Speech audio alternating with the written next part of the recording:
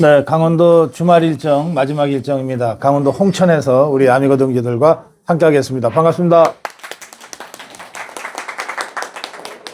세계에서 제일 권투 잘하던 선수가 있어요. 마이크 타이슨이라고. 이 마이크 타이슨이 이런 말을 했습니다. 누구에게나 계획은 있다. 링 위에 올라와서 나한테 처맞기 전까지는. 좌파 것들이 잔대가리들이 발달해가지고 뭐 이런저런 계획들을 세웁니다. 우선 이재명이는 자기 사법 리스크를 완전히 없애려고 배임죄를 없애려고 그러고 막 그러잖아요. 근데 이게 지금 상황에서는 워낙 여론이 나빠서 쉽지가 않아요.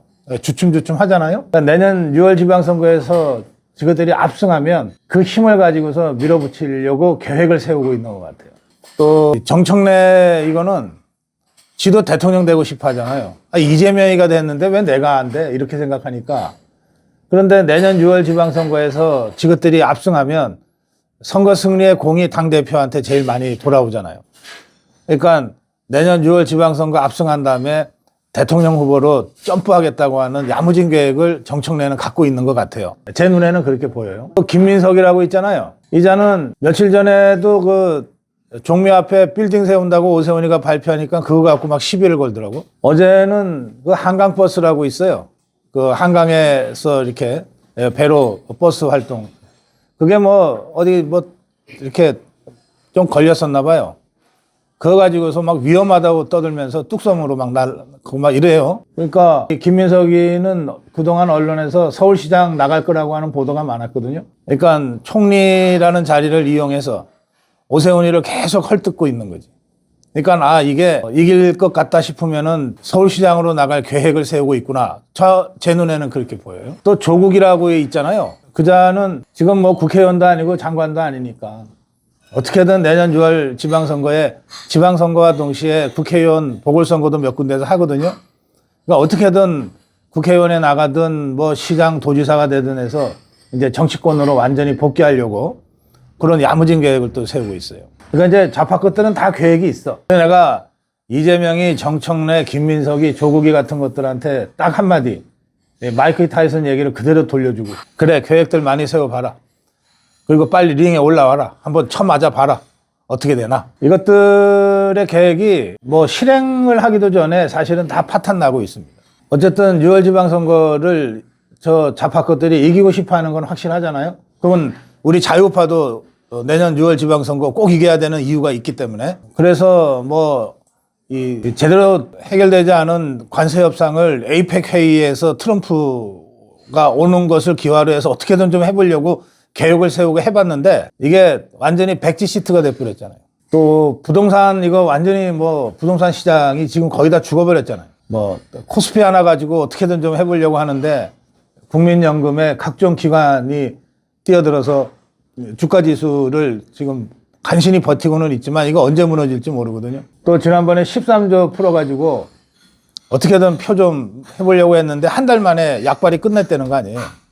그러니까 저것들이 세우는 계획은 어느 것 하나 제대로 되는 게 없어요. 실행도 하기 전에 파탄 나고 막 이런 상황이에요. 그래서 다시 말씀드리면 저것들이 잔대가리 가지고 무슨 계획을 세우든 일단 내년 6월에 링에 올라오게 해가지고서 우리가 박살을 내버려야 된다. 그렇게 일단 말씀을 드릴게요. 우리 입장에서는 내년 6월 지방선거에 이겨야 되는 이유가 딱 하나입니다. 내년 6월 지방선거에 이긴다고 해서 정권을 바로 바꿀 수 있는 것도 아니고 내년 6월 지방선거에 이긴다고 해서 이재명이를 바로 끌어내릴 수 있는 것도 아니에요. 저것들이 만든 수많은 악법을 바로 폐기하거나 고칠 수도 없어요. 국회의원 선거가 아니기 때문에. 그냥 지방선거니까. 그런데 내년 6월 지방선거에 우리가 압승하면 저것들이 민심을 두려워하고 그래서 더 이상 지금까지와 같은 폭주와 폭정을 하지는 못하게 브레이크를 걸 수는 있어요. 일단. 그냥 이대로 놔두면 진짜 대한민국이 그냥 망하고 말아요. 그러니까 무너져 내리는 대한민국을 일단 이 수준에서 더 이상 무너지지 않게 버틸 수는 있어요. 그것 때문에 우리가 6월 지방선거에서 이겨야 되는 거예요. 그러고 난 다음에 진짜 우리가 대한민국을 똑바로 세우고 다시 권력을 탈취하고 이재명이를 끌어내리고 하는 것은 총선에서 이긴 다음에 할 수 있는 일이에요. 그러니까 1단계는 무너지는 대한민국을 버티기 위한 6월 지방선거가 1단계. 일단 버텨놓고 완전히 무너지고 나면 끝이니까. 일단 버텨놓고 그 다음에 2단계 2년 반 후에 있을 총선에서 우리가 과반 이상의 승리를 해서 악법들도 다시 폐기하고 고치고 그리고 이재명이를 계속 압박해서 탄핵으로 몰고 가든지 뭐 이렇게 하는 게 2단계입니다. 그리고 3단계는 탄핵이 되든 안 되든 대선이 있을 거 아니에요. 탄핵이 되면 대선이 좀 빨라지고 탄핵이 안 되면 어쨌든 4년 반 후에 대선을 치를 때 그때 우리가 승리를 해야 비로소 정권을 돌려받을 수가 있어요. 매우 긴 3단계 투쟁을 우리가 생각하면서 지금 버텨내야 됩니다. 이런 일이 쉽다고 얘기하는 건 거짓말이에요. 무지무지 어려워요. 우리가 갖고 있는 조건을 생각하면 두 가지가 우리한테 있을 뿐이에요. 나머지는 다 저것들이 유리해. 이를테면 언론도 저것들이 거의 다 장악했죠. 뭐 언론 중에 저 이재명 쫄개 노릇 안 하는 언론이 어디 있습니까? 그냥 유일하게 우리 자유파 유튜브만 지금 버티고 있는 겁니다. 사회 조직들도 거의 대부분 저것들이 장악했어요. 그래서 뭐 공무원들도 그렇고 무슨 학교 현장도 그렇고 노동 쪽에 가도 그렇고 전부 다 좌파들이 단단하게 조직해서 진지를 구축하고 있잖아요. 국회는 저것들이 모이면은 190석이 넘으니까 뭐 게임도 안 되죠. 이 모든 불리한 조건에도 불구하고 우리가 싸울 수 있는 근거가 두 가지가 있어요. 첫째는 우리 자유파 국민들이 흩어지지 않고 있다는 거예요. 그래서 이런 압도적으로 불리한 상황에서도 여론조사를 하면 비등비등하게 나오잖아요. 이게 박근혜 대통령 탄핵 후하고 비교하면 진짜 중요한 차이입니다. 우리가 다 겪었잖아요. 8년 전에 박근혜 대통령 탄핵 당하고 난 다음에는 우리가 거의 힘을 못 썼어요. 한 2, 3년 동안. 그러다가 어찌어찌 해서 원래 우리 식구도 아닌데 양자들이듯이 윤석열이라는 사람을 영입해서 간신히 대선 이겼잖아요. 그러니까 박근혜 대통령 탄핵 후의 상황은 지금의 우리 자유파의 상황하고 비교하면 그때는 정말 절망적인 상황이었어요. 근데 지금은 우리 자유파가 윤석열 대통령이 탄핵 당했음에도 불구하고 여전히 버티고 있잖아요. 그리고 지지율도 여전히 그 정도를 우리가 확보하고 있잖아요. 자유파가 흩어지지 않고 있다는 것, 여전히 투쟁하기 위해서 광장에 나가고 전선을 구축하고 있다는 것. 그래서 모든 여론조사에서 좌파들한테 일방적으로 밀리지 않고 버티고 있다는 것. 이게 우리가 갖고 있는 첫 번째 자산입니다. 두 번째는 우여곡절을 많이 겪었지만 어쨌든 우리들이 지도자를 몇 명 갖게 됐어요. 이를테면 지금 뭐 거의 모든 여론조사에서 차기 대권주자 하면 장동혁이 1등 하잖아. 그게 지도자예요. 또 이진숙 체포됐다가 풀려난 것만으로 대권주자 반열에 확 올라가잖아요. 또 황교안도 아마 지금 여론조사 하면은 아주 급상승하고 있을 거예요. 그러니까 이런 그 대권주자급의 지도자들을 우리가 많이 보유하게 된 거예요. 또 그동안 초선 의원 활동할 때는 별로 우리가 눈여겨보지 않았는데 최고위원 하면서 갑자기 막 커졌어. 신동욱. 이 사람도 대권주자 여론조사에 이름이 들어가요. 또 아직 국회의원 한 번도 못했지만 김민수 최고위원 우리가 얼마나 좋아합니까? 다 이런 사람들이 지도자들이에요. 그런 지도자군을 우리가 갖게 됐어요. 결과적으로. 이게 우리가 갖고 있는 자산입니다. 이 지도자들, 뭐 장동혁, 이진숙, 황교안, 신동욱, 김민수 당이 다르기도 하고 여러 가지로 처지가 다르기도 하지만 이 사람들이 근데 서로 반목하고 갈등하고 서로 죽이려고 하고 이런 적은 한 번도 없잖아요. 그런데 저 좌파 것들은 이재명이 다르고 정청래 다르고 김민석이 다르고 조국이 다르다고. 그렇죠? 네, 여러분들 눈에도 그렇게 보이시죠? 그러니까 저것들은 앞으로 분열할 일만 남았고 우리는 힘 모아서 승리의 길로 나아갈 일만 남은 거예요. 이 두 가지가 우리한테 우리가 갖고 있는 자산입니다. 이거를 어떻게 잘 활용할 거냐 이런 고민을 해야 됩니다. 저는 내년 6월 지방선거를 우리가 이긴다고 생각하는데 이겨야 된다가 아니고 이길 수 있다. 또 이길 거다 이렇게 생각하는데요. 장동혁 대표는 17개 광역을 기준으로 할 때 9개를 우리가 이겨서 9대8로 이길 거다 이렇게 목표를 설정하고 있어요. 또 그렇게 예상하고 얘기를 하고 있어요. 저는 10대7로 이길 거다 이렇게 예상합니다. 우리가 하나 더 이길 거다. 차이는 뭐냐면 인천이에요. 장동혁 대표가 얘기한 9군데는 어디냐면 영남 5개 그리고 충청권에 2개 그리고 강원도하고 서울이에요. 여기까지는 저도 똑같아요. 그런데 여기에 인천을 저는 하나 더 추가하고 싶어요. 이유는 이렇습니다. 우리 자유파가 승리하는 승리 방정식은 영남권과 충청권이 단단하게 뭉쳤을 때거든요. 예, 지금 장동혁이 대권주자 1위로 딱 올라선 데는 이 충청권 민심의 향배가 굉장히 중요합니다. 충청권에서는 몇십 년 만에 한번 충청도에서도 대통령 내보자 이런 열망들이 바닥에서 쫙 퍼져가고 있어요. 그래서 모든 여론조사를 보면 보통 족보 언론이 발표하는 여론조사는 뭐 대통령 지지율, 정당 지지율 뭐 이것만 그냥 발표하고 말아요. 그래서 그 로우 데이터, 더 구체적인 이 조사를 귀찮아서 그런지 무식해서 그런지 알려주지 않아요. 근데 여심위에 들어가면 여론조사 심의위원회 홈페이지에 들어가면 이걸 다 우리가 볼 수 있거든요. 그거 보면 조사는 모든 조사는 전체 조사가 있고 그다음에 세대별로 어떻게 돼 있다. 지역별로 어떻게 돼 있다를 다 분석을 해가지고 공개를 하게 돼 있어요. 거기 보면 30대에서 반 이재명이 매우 높습니다. 30대. 그러니까 60대, 70대가 당연히 높고 30대가 아주 두드러지게 반 이재명이 높아요. 20대도 그 다음으로 높죠. 그래서 이재명 쪽이 센 데가 40대, 50대밖에 없어요. 그러니까 요 40대, 50대를 밑에 10대, 20대, 30대 위에 60대, 70대가 아래 위에서 꽉 누르고 있는 상태예요. 지역적으로는요. 대구, 경북이 제일 높죠. 반 이재명이. 그 다음으로 어디가 높으냐? 충청이 높아요. 그 다음으로 부울경이야. 충청이 이미 장동혁 대망론으로 똘똘 뭉쳤다는 거예요. 장동혁 대통령 만들려면 반 이재명 해야 될 거 아니에요. 이미 그렇게 뭉쳤어요. 그래서 저는 장동혁을 매개로 해서 충청연합이 결성됐다고 보거든요.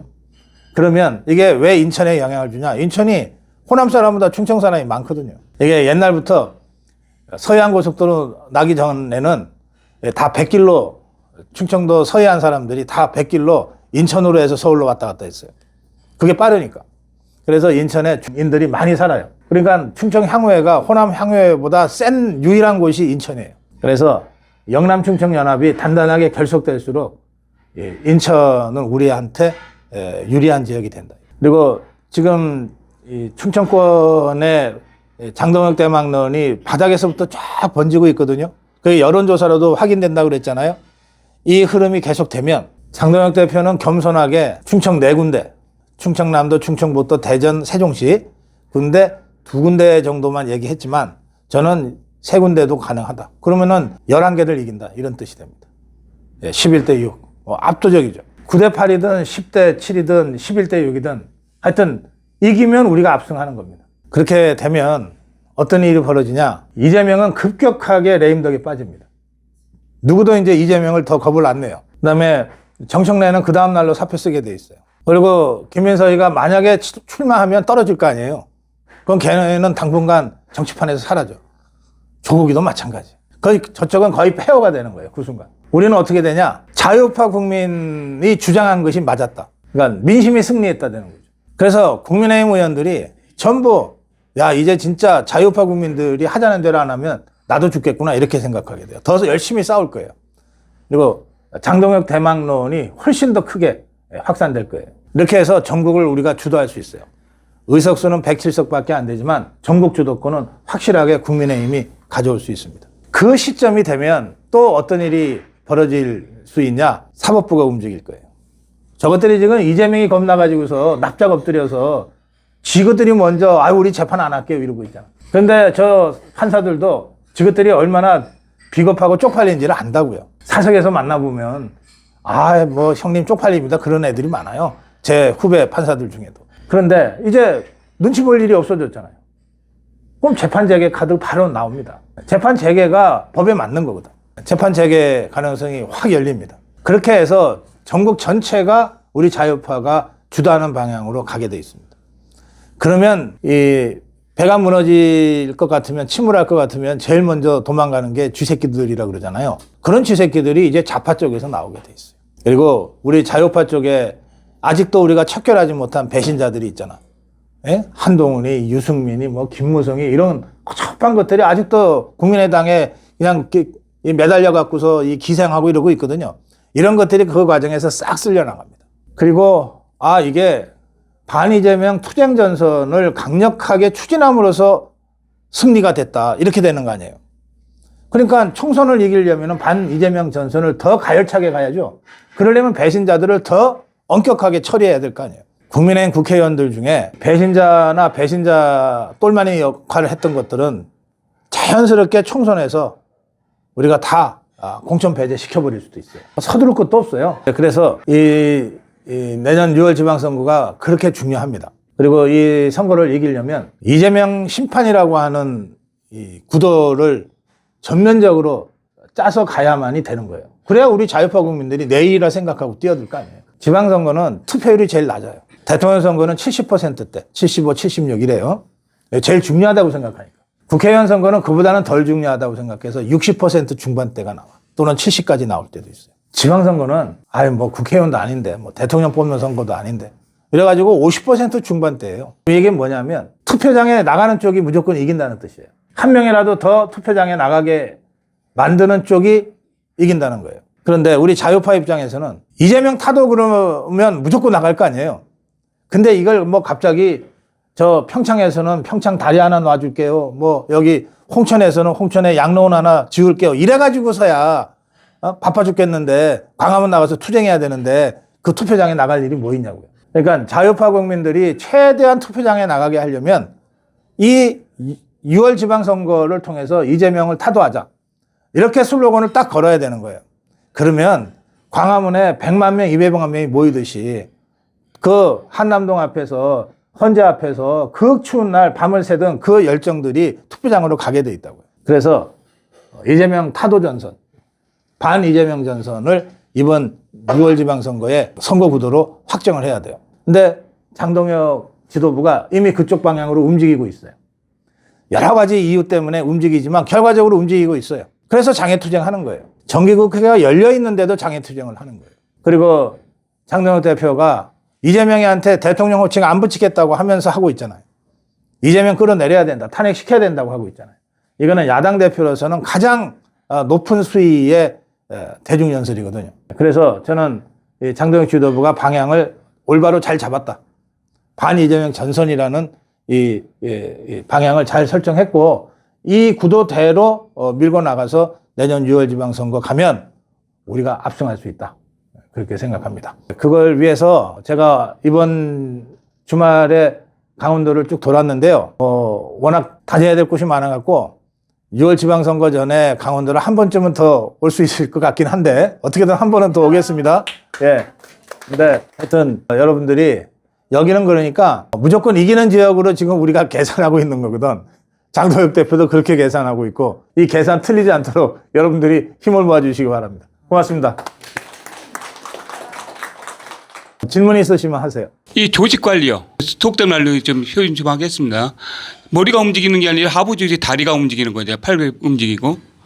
이 관리를 어떻게 할 것이며 또 이게 장기간으로 간다고 지금 말씀을 제가 들었습니다.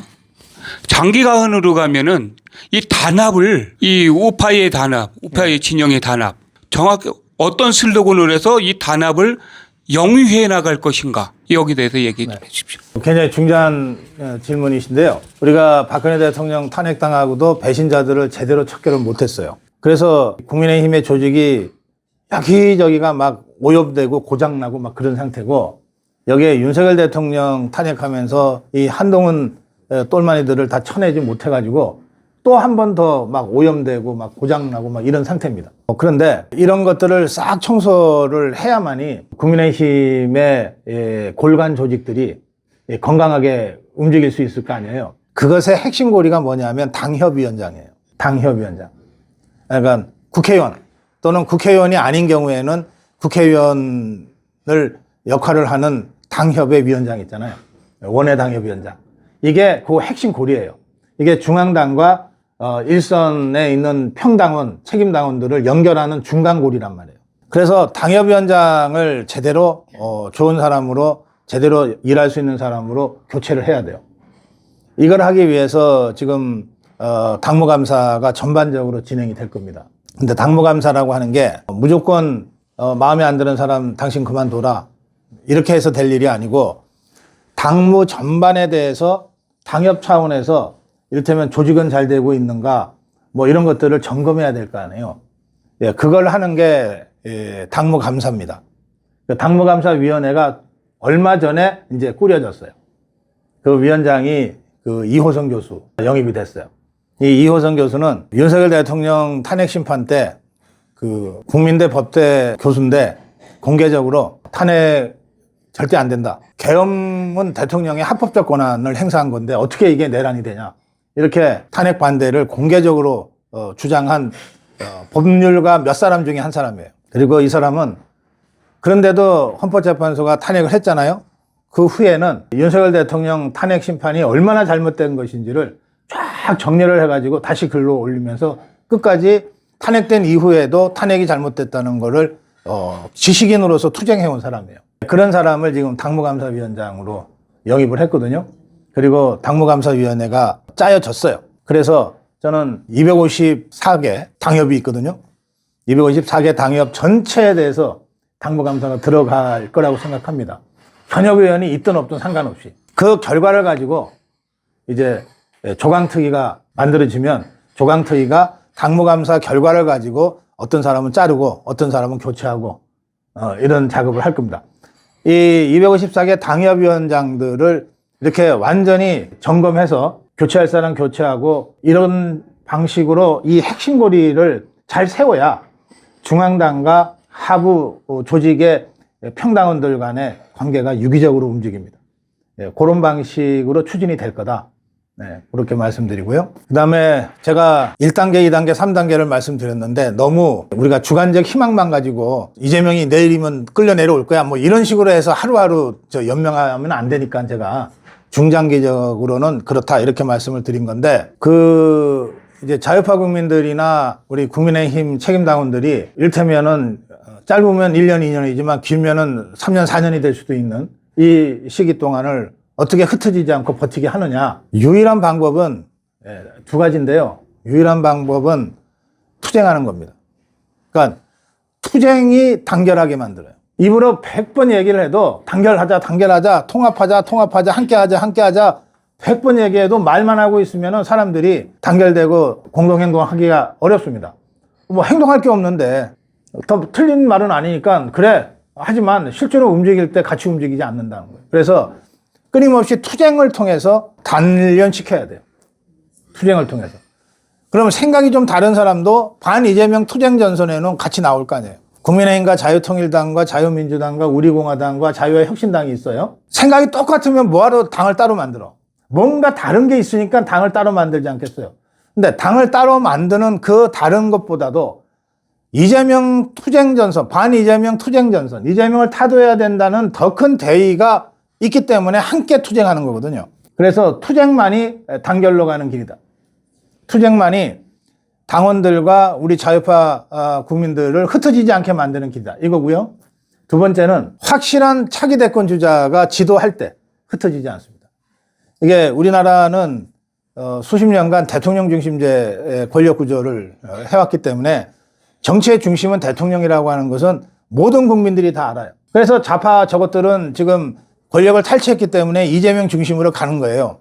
근데 우리는 권력을 빼앗겼기 때문에 차기의 권력을 되찾아올 사람이 나타나면 그 사람 중심으로 가게 돼 있어요. 그게 차기 대권 주자거든. 그러니까 차기 대권 주자가 한 사람이든 두 사람이든 세 사람이든 확실하게 딱 서 있으면 그 사람 중심으로 모여서 흩어지지 않아요. 왜? 이 사람이 언젠가는 정권을 다시 잡을 거니까. 두 가지입니다. 하나는 투쟁, 하나는 확실한 차기 대권 주자. 이 두 가지를 지금 우리가 하고 있다는 거예요. 이번 주말에도 어제도 제가 방송하면서 보니까 한 7, 8군데에서 대규모 집회가 있고 오늘도 5-6군데 지방에서 또 집회와 행진이 있어요. 이게 하나하나 행진 하나 하는 게 쉽지 않거든요. 당장 오늘 여러분 홍천에서 아미고 모임 하지만 이 모임 하나 준비하는데도 여러 개 하여튼 애를 많이 쓰셨을 거예요. 그런데 이게 뭐 수십 명이 아니라 이를테면 몇천 명이 모인다, 몇만 명이 모인다, 몇십만 명이 모인다 이런 투쟁을 계획하고 준비하고 또 그걸 훌륭하게 잘 해내고 그걸 또 마무리를 하고 하는 일이 쉬운 일이 아니잖아요. 이런 집회와 행진이 이번 주말에만 해도 전국에서 10대 군데에서 지금 진행되고 있는 거예요. 이게 뭐 국민의힘이 돈 줘서 하는 겁니까? 누가 배후 세력이 있어서 돈 대줘서 하는 겁니까? 이게 전부 다 자발적으로 하는 겁니다. 그 정도로 우리 자유파 국민들은 이 투쟁 의지에 불타 있어요. 그리고 우리가 믿을 만한 지도자들이 오랜만에 나타난 거예요. 그래서 이 두 가지가 자유파 국민들과 국민의힘을 흩어지지 않게 만드는 힘이다. 그리고 이거는 이재명을 끌어내리기 전까지는 흩어지지 않는다. 그렇게 생각합니다. 그리고 저희 자유우파 박근혜 대통령께서도 큰 실수했던 게 저희들은 소위 샤이 우파 국회의원들을 모셔다 놓고 결국은 그 사람들이 배신해갖고 박근혜 대통령이 탄핵을 당하고 그다음에 지금 윤석열 대통령께서도 샤이 우파라고 하는 사람들 한 25명 모셔갖고 했는데 결국은 이 사람들 배신해갖고 윤석열 대통령께서도 탄핵을 당하셨습니다. 근데 벌써 자유우파가 2번씩이나 이렇게 당했는데 세 번째 이거에 대해서 그 자유우파 유튜버 분들이나 자유우파 자유를 사랑하시는 자유우파 국민들께서 어떻게 해 이걸 대처를 해야지 예. 이게 제일 궁금합니다. 예. 말씀하신 대로 박근혜 대통령은 이른바 그 범생이들을 좋아했어요. 그래가지고 2016년 총선에서 한석 지는 바람에 결국 탄핵당했거든요. 그때 2016년 총선 때 박근혜 대통령과 당을 맡았던 김무성이 간에 심각한 갈등이 생겨가지고 그 과정에서 박근혜 대통령이 염두에 둔 이 범생이들이 일부 공천받고 그리고 김무성이가 어떤 행패를 부리면서 결국은 이제 우리가 자멸해 버렸는데 말씀하신 대로 그렇게 그 공천 준 범생이들이 막상 탄핵 국면이 딱 만들어지니까 뭐 코빼기도 안 보이고 다들 대가리 숙이고 숨어 있었잖아요. 그러니까 이승만 대통령과 박정희 대통령 생각하면 그 이후에 이명박, 박근혜, 윤석열 이런 사람들은 이승만 대통령, 박정희 대통령에 미치지 못하는 그런 한계를 노정했던 것 같아요. 근데 윤석열 대통령 경우는 박근혜 대통령과는 조금 경우가 달라요. 윤석열 대통령은 좌파들한테 권력 탈취 당하기 이전에 한동훈이한테 소매치기를 먼저 당했어요. 그러니까 작년 총선의 괴멸적 패배는 그건 윤석열 대통령이 뭐 끼어들 여지가 별로 없어요.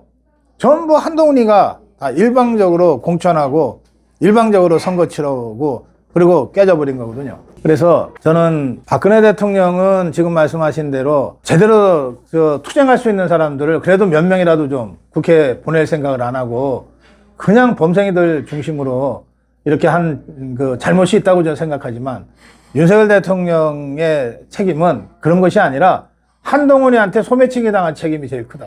그 이후에는 전부 한동훈이 장난으로 이렇게 돼버렸다. 근데 그거를 윤석열 대통령도 깊이 그 인식했던 것 같아요. 얼마 전에 재판정에서 그 공개된 그 메시지를 보면 사악한 한동훈이가 막 이런 표현을 윤석열 대통령이 한 것으로 나오잖아요. 그래서 그 한동훈이가 얼마나 사악한 자인지를 윤석열 대통령도 알았던 것 같은데 너무 뒤늦게 알았던 것 같아요. 그래서 소매치기 당한 다음에 알게 된 것 같아요. 예, 그때는 이미 손쓸 수가 없는 상태가 돼버린 거죠. 자, 문제는 이제 그러면 앞으로 우리 자유파가 정권을 다시 되찾아온다면 그런 잘못을 되풀이하지 않을 자신이 있냐? 예, 이제 그겁니다. 그거는 뭐 저는 모르겠어요. 왜냐하면 차기 대통령이 누가 되는가에 따라서 확확 달라질 테니까. 그런데 지금 제일 앞서가는 사람이 장동혁 대표잖아요.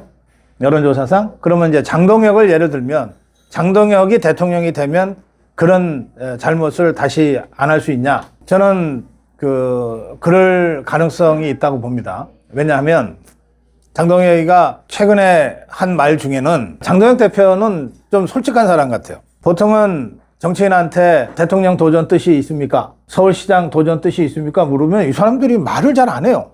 그냥 두루뭉실하게 얘기해. 깊이 생각하고 있습니다라든지 뭐 그건 그때 가서 생각해 보겠습니다라든지 이렇게만 얘기해. 실제로는 다 있는데. 그런데 여러분 어떻게 생각하세요? 정치인이 국회의원이 됐거나 뭐 된 사람들이 나 서울시장을 하고 싶어요. 저 대통령이 하고 싶어요 라고 하는 게 뭐 잘못이에요? 왜 그런 걸 숨겨? 장동혁 대표는 그걸 숨기질 않더라고요. 전당대회 때 대표되기 전에 저희 고성근 TV에 나왔을 때 제가 물어봤잖아요. 그랬더니 숨기지 않더라고요. 대통령에 대한 뜻이 있습니다.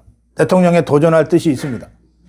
근데 그 얘기만 한 게 아니라 그때는 당대표가 되기 위한 전당대회였잖아요. 제가 당대표가 되면 당대표 자리가 제 꿈인 대통령으로 가는 이 징검다리가 돼야 되기 때문에 저는 대통령의 꿈을 갖고 있으니까 당대표를 잘하지 않으면 안 되는 사람입니다. 이렇게 얘기하더라고요.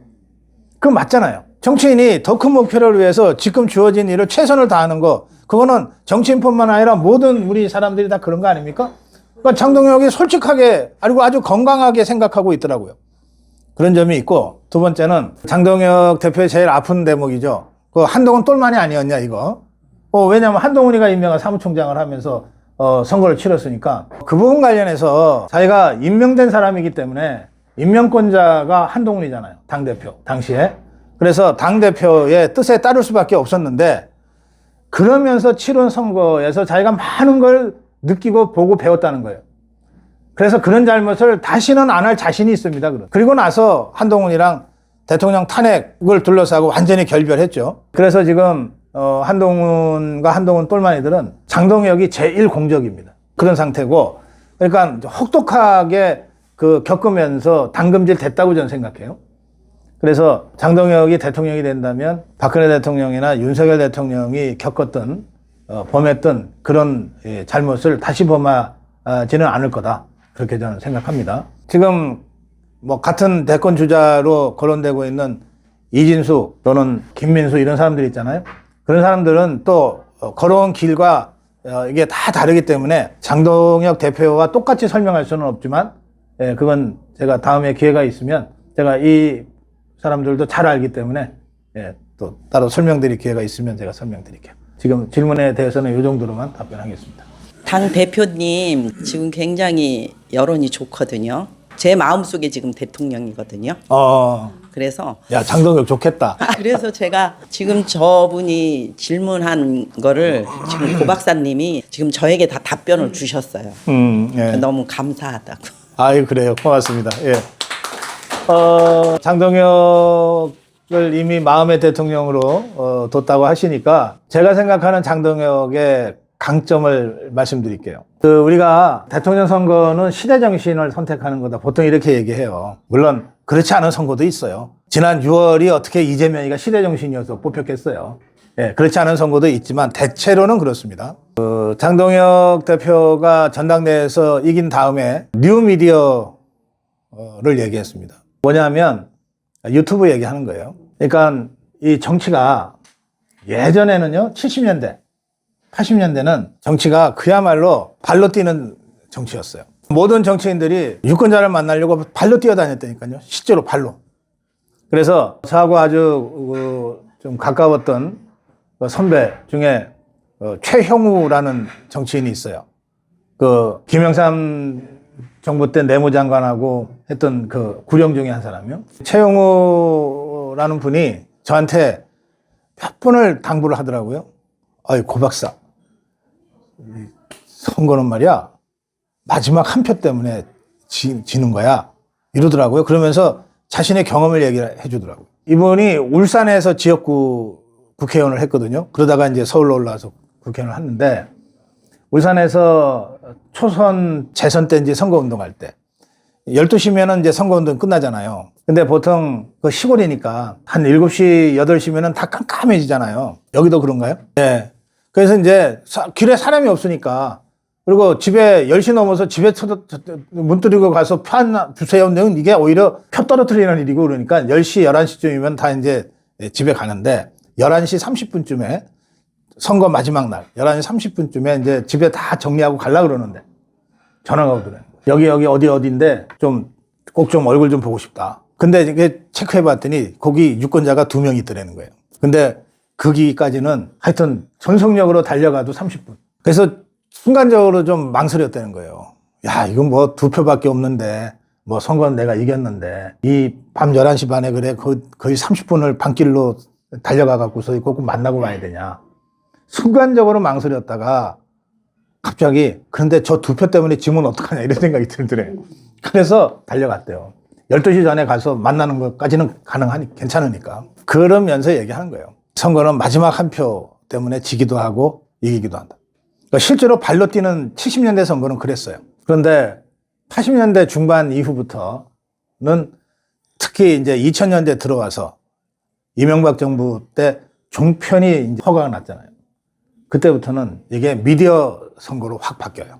그러니까 미국에서는 닉슨과 케네디가 TV 토론을 한 1961년 대선이 미디어 선거에 막을 연 사건인데 우리나라는 그게 한 20, 30년 늦어서 80년대 중반 이후부터 이제 미디어 선거 시대가 조금씩 열리기 시작하다가 종편이 시작되면서 확 열립니다. 종편은 처음에 지금도 뭐 비슷한데 시사 시간을 10시간, 12시간씩 막 편성을 해요. 왜 그랬냐? 시사가 좋아서가 아니에요. 종편도 돈 벌려고 한 거 아니에요. 그리고 자기들의 영향력을 키우기 위해서 한 거 아니에요. 그러니까 시사 프로그램을 하고 있으면 정치적 영향력이 점점 커지죠. 그 다음에 시사는 돈이 안 들어. 제가 종편 프로그램 진행도 하고 패널로도 많이 나갔는데 저한테 주는 출연료나 패널비가 그거 얼마겠어요. 드라마 하나 제작하는 거하고 비교하면 정말 100분의 1도 안 돼요. 그런데 시청률은 곧잘 나오거든. 그래서 시사 프로그램으로 광고비 따가지고서 드라마 제작하는 데 쓰고 그랬어요. 그래서 10시간, 12시간씩 막 종편이 시사를 한 거예요. 그러니까 그야말로 미디어 정치의 전성기가 된 거죠. 그래서 대통령 후보도 지그들이 정해.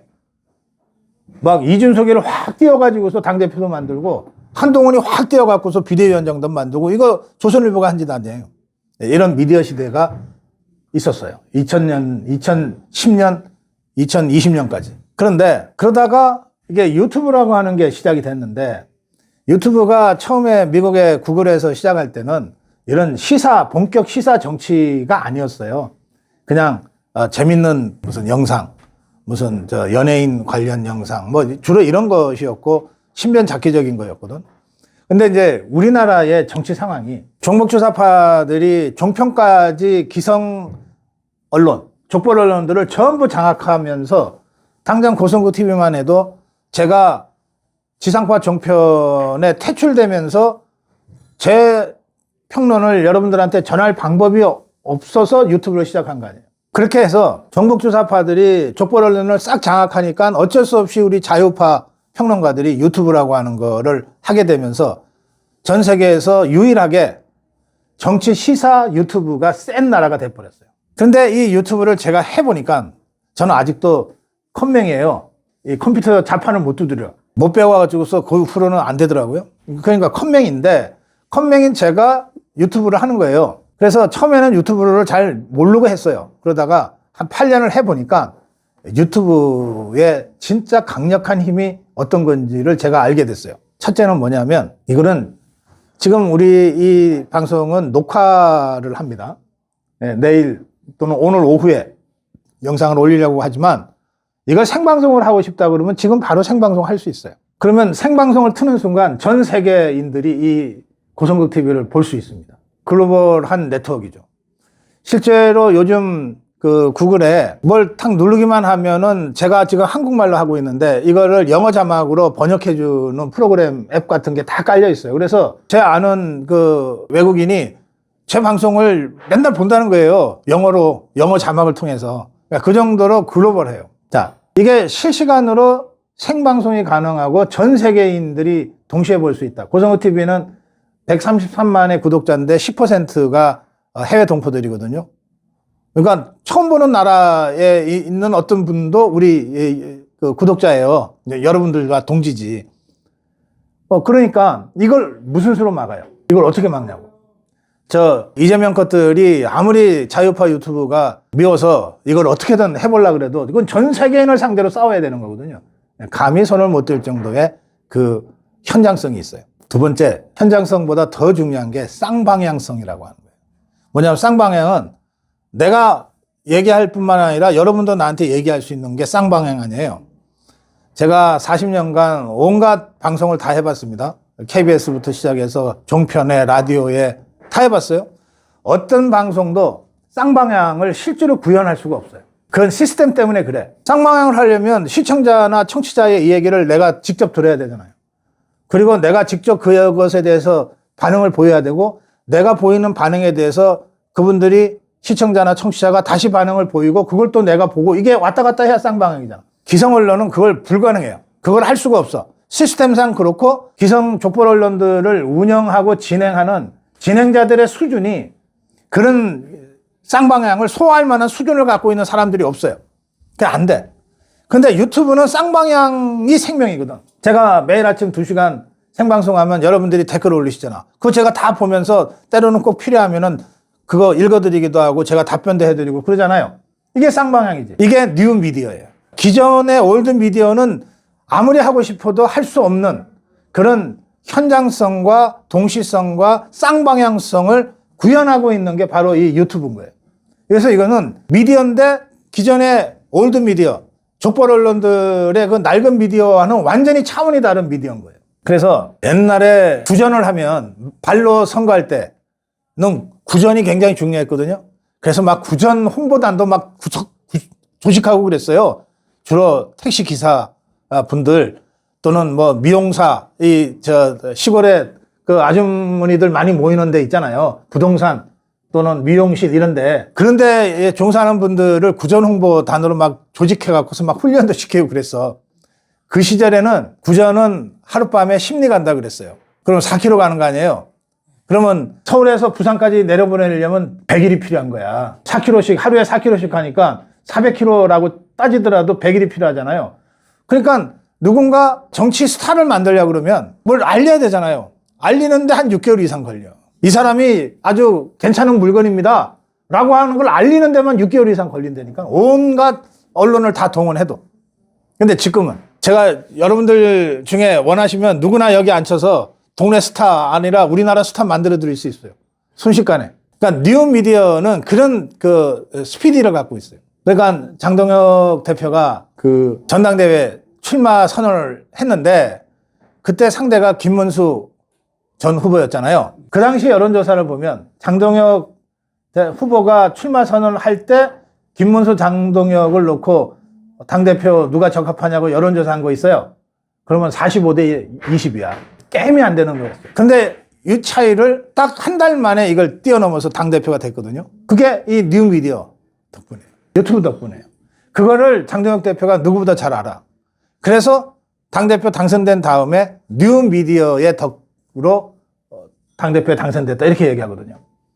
정확하게 아는 거죠. 이 머리가 좀 안 좋은 친구는 누구 덕에 당선됐는지도 모르고 또 지나가. 장동혁 대표는 아주 그런 점에서 시대의 흐름을 정확하게 포착하고 있는 거예요. 근데 뉴미디어라고 하는 게 제가 설명을 이렇게 했지만 이걸 아무나 할 수 있는 게 아니에요. 자, 제가 지금 원고가 있습니까? 여러분들 질문 저한테 사전에 짰나요? 그런데 제가 원고 없이도 제 생각을 막 얘기를 하고 그리고 여러분들이 무슨 질문할지 모르는데 질문을 받고 답변을 쭉 해드리잖아요? 이거는 제가 그 모든 상황을 소화시켜서 제가 여러분들한테 전하고 싶은 메시지를 만들어낼 수 있기 때문에 가능한 거예요. 그러니까 메시지를 만들 능력이 없는 사람이 이 뉴미디어 앞에 앉아있으면요. 그날로 바보 돼요. 그러니까 이게 무지무지 위험한 미디어이기도 해요. 한 사람을 순식간에 바보로 만들기도 하는, 한 사람을 순식간에 스타로도 만들지만 바보로도 만들 수 있는 게 뉴미디어예요. 편집이 불가능하거든. 이게 생방송이라면. 다른 족벌 언론들은요. 카메라 앞에만 앉으면 머리가 하얘져요. 뭐 이런 사람들도 앉혀놓고 막 열대 번씩을 찍어가지고 편집을 해갖고 그럴듯하게 만들어서 이렇게 보내기도 해요. 근데 뉴미디어의 생명은 생방송에 있고 생방송은 편집이 불가능한 거예요. 그래서 훌륭한 그 스타의 자질이 있는 사람이 앉으면 스타가 되는 거고 머리 나쁜 사람이 앉으면 바보가 되는 거예요. 장동혁 대표는 이 뉴미디어를 통해서 스타가 된 거죠. 그러니까 장동혁 대표는 제 기준으로 보면 메시지를 즉석에서 만들어낼 수 있는 메신저라는 거예요. 그러니까 뉴미디어 시대는 메신저만이 살아남을 수 있어요. 그게 뭐 먹방 메신저건 예능 메신저건 정치 시사 메신저건 메신저만이 살아남을 수 있는 게 뉴미디어의 핵심이에요. 그래서 아무나 못하는 거야. 아무나 다 할 수 있는 건데도 아무나 못하는 게 뉴미디어예요. 그 점에서 이 장동혁 대표가 기존 정치인들이 갖추고 있지 못한 메신저라고 하는 그 능력과 이 자질을 갖고 있어서 매우 훌륭한 겁니다. 그런 능력을 갖고 있는 사람이 김민수고 그런 능력을 갖고 있는 사람이 이진수이고 그런 거예요. 그 사람들이 이를테면 이진숙이 잡혀갔을 때 이거 각본 짜가지고서 이렇게 수갑 이거 들어 보이면서 몇 마디 했겠어요? 아니잖아요. 지금 김민수 최고위원이 유튜브에 다니면서 계속해서 얘기하잖아요.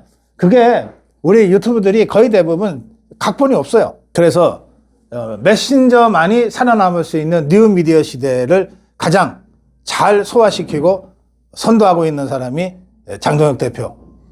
그래서 이 사람이 평가를 높게 받는 거다. 예. 예, 여기까지 하겠습니다. 자, 고맙습니다.